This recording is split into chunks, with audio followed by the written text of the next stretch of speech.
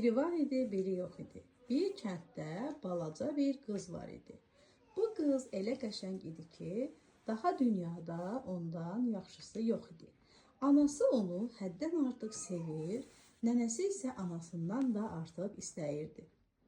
Nəvəsinin anadan olduğu gün nənəsi ona bir qırmızı papaq bağışlamışdı. O vaxtdan bəri qız hara getsəydi, özünün təzə, yaraşıqlı, qırmızı papağını başına qoyub gedərdi. Qonşular da onun barəsində beləcə deyərdilər. Bax, qırmızı papaq gəlir.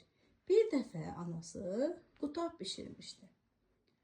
Qırmızı papaq, get nənənin yanına, bu qutabları və bir küpə yağı ona apar. Özü də gör necədir, sağ salamatdırmı? Qırmızı papaq yığışıb, o biri kəndə nənəsinin yanına getdi.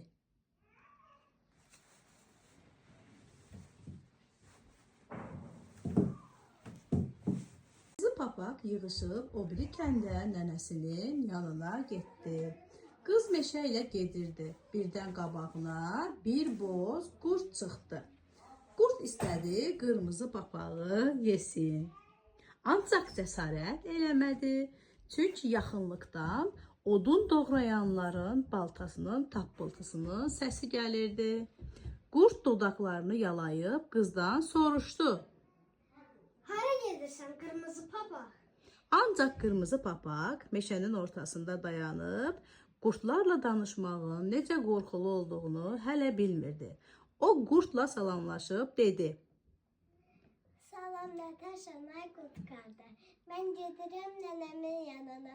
Bax, bir küpə yağı da ona aparıram. Bir kürə yağı və pirajkaları ona aparıram. Qurd soruşdu. Nənən uzaqda mı olur? Nənəm uzaqda mı olur? Sən mənə nənəmin yerini deyil, mən sənə ara yolu göstərir, sən beləliklə tez satarsan. Bax, o dərmanın dalında. Qurd dedi. Sən bu yolla get, mən də bu yolla gedim. Sən o tərəfdə güllər olduğu üçün nənən də yəqin gülləri sevir. Ona görə gülləri dərib nənəvə apararsan. Çox uzağa get. Qırmızı papaq isə qurd bunu deyib bütün qüvvəsini toplayaraq ən yaxın yolla qaçdı. Qırmızı papaq isə ən uzaq yolla getdi. O arxayın gidir. Orada burada dayanıb çiçək yığır və dəstə bağlayırdı. O hələ dəyirmana çatmamış, qırmızı qurd gəlib nənənin evinə çatdı və qapını döydü. Kimsən? Deyə nənə soruşdu. Mənəm, nəvəm, qırmızı papaq. Qapını necə açırlar? Nənə bu zaman xəstə idi, yorğan döşəkdə yatırdı. O elə bildi ki, gələn doğrudan da qırmızı papaqdır. Odur ki, qışqırıb dedi. Bala, ipi tutart, qapı açılar. Qurd ipi tutub dartdı. Qapı açıldı. Qurd nənənin üstünə atılıb, elə o saatca onu uddu. Qurd çox ac idi. Çünki 3 gün idi, heç bir şey yeməmişdi. Sonra qurd qapını bağlayıb, nənənin yerində uzandı və qırmızı papağın gəlməsini gözlədi. Çox keçmədi ki, qırmızı papaq gəlib qapını döydü. Kimdi bala? Mənəm, mən. Qırmızı papaq nəvəm. Qırmızı papaq əvvəlcə qorxdu, sonra fikirləşdi ki, yəqin nənəsinin səsinə soyuq dəyib, kobud və xırıltılı çıxır. Qırmızı papaq dedi. Mənəm, mən, balam. Qırmızı papaq, qapını aç, içəri girim. Qurd öskürüb, biraz incə səslə dedi. Bala, qapını ipini dart, o saat canı açılacaq.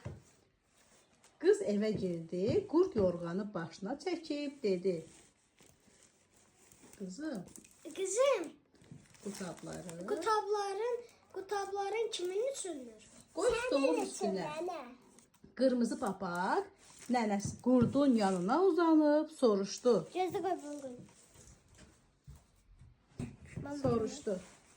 Nənə, qırmızı papaq nənəsindən soruşdu.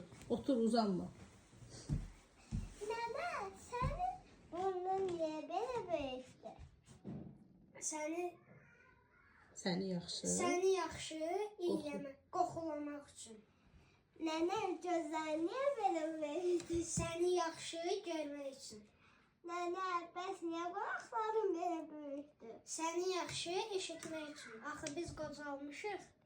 Nənə, sənin Dişlərini. niyə belə böyükdür? Səni daha yaxşı yemək üçün. Qırmızı papaq nəfəsini macal çəkməmiş, qurd onun üstünə atıldı. Ayaqqabıları və qırmızı papağı ilə birlikdə onu uddu. Ancaq xoşbəxtlikdən elə bu zaman odun doğrayanların çiyinlərində baltaları evin yanına keçirdilər. Onlar səs-küy eşitdilər, tez yürüyüb evə girdilər və qurdu öldürüb qırmızı papağı və nənəsini xilas etdilər.